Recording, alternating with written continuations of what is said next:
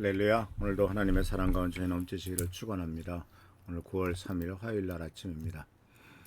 어제 이어서 내 소원대로 되어라 라고 하는 말씀을 계속 생각해 보려고 합니다.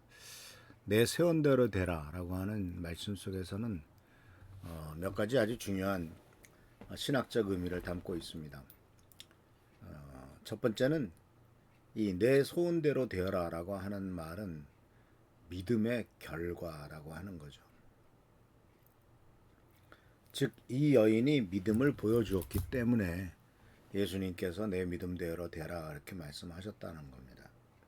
그냥 믿음도 없고 아무것도 없는데 갑자기 내 믿음대로 내 소원대로 되라고 말씀하신 것이 아니라 이 여인은 분명히 그 믿음에 따라서 응답을 받은 겁니다.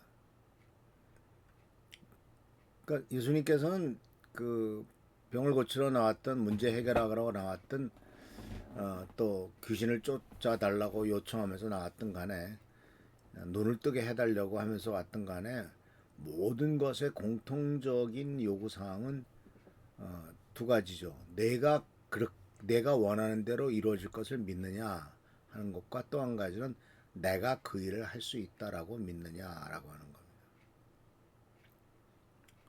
이 두 가지의 그 질문은 바로 그 뒤에 나오는 결과를 결정을 하죠. 그래서 예수님께서는 바로 여인의 믿음을 보시고 그 믿음에 따라서 응답하셨습니다. 즉, 믿음은 하나님께 나아가는 통로이고 또 하나님의 축복과 하나님의 응답을 이끌어내는 길입니다. 그래서 하나님께서는 다른 것에 반응하는 것이 아니라 우리의 믿음에 응답하시고 반응하시는 분이십니다.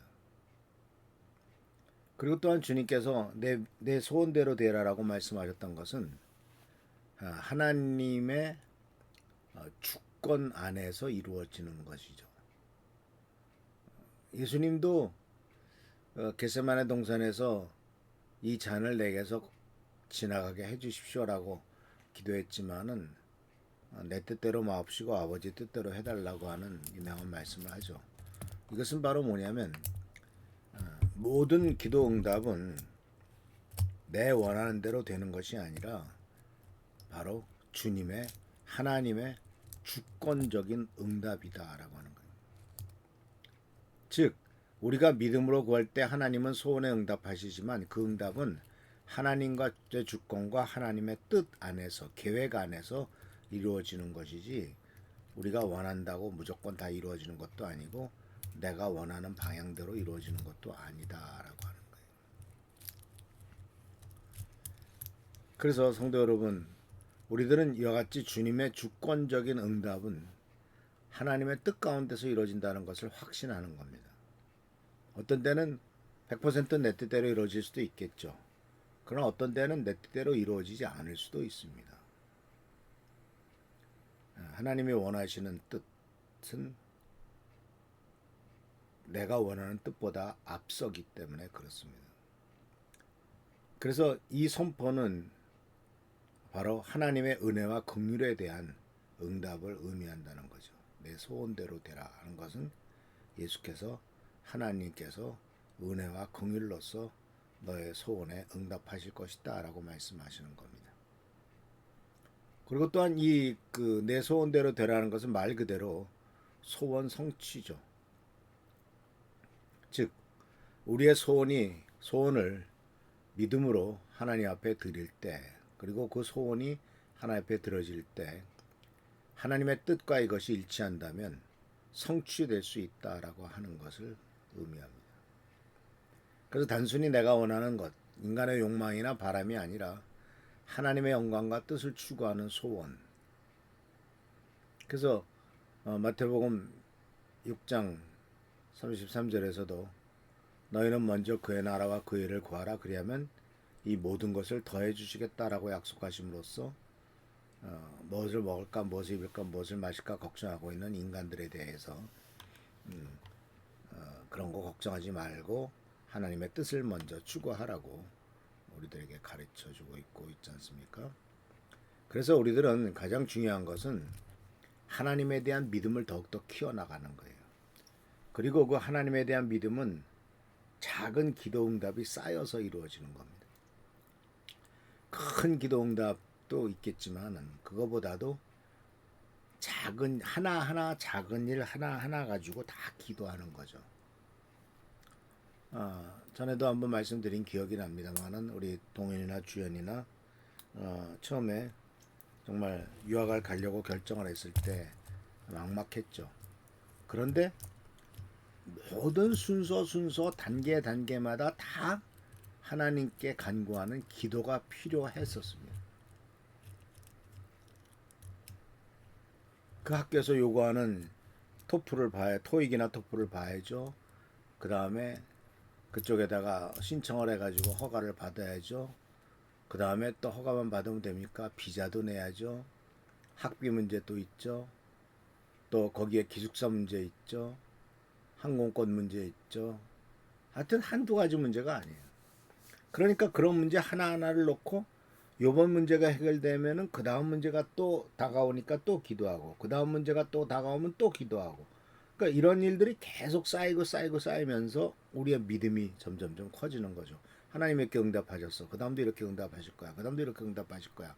그래서 이것이 뭐가 되냐면 바로 기도의 인내와 끈질김으로 발전해 나가는 거죠.